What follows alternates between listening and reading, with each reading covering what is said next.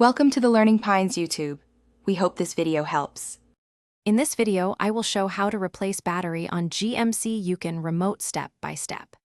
Begin by removing any valet key and sliding the release to expose the seam.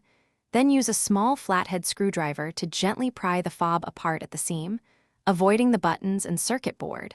And set aside any plastic clips carefully so you can reassemble the remote without damaging internal components.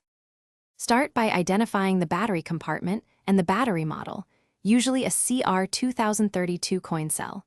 Then carefully lift the circuit board just enough to see the battery and its orientation, which you should memorize or photograph.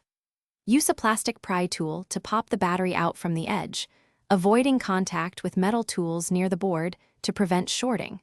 Place the old battery aside for proper disposal or recycling. If this video is helping, please subscribe and like so I can keep making useful guides.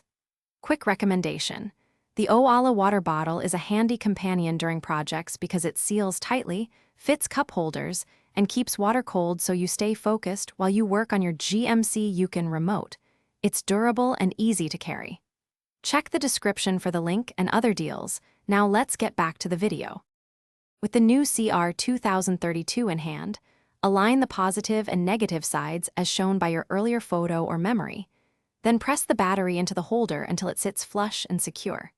Next, briefly reassemble the halves without snapping fully shut and test the remote functions from a few feet away to confirm the buttons and range work as expected.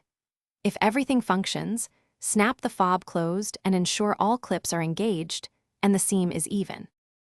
Thanks for watching. Consider subscribing if we helped you.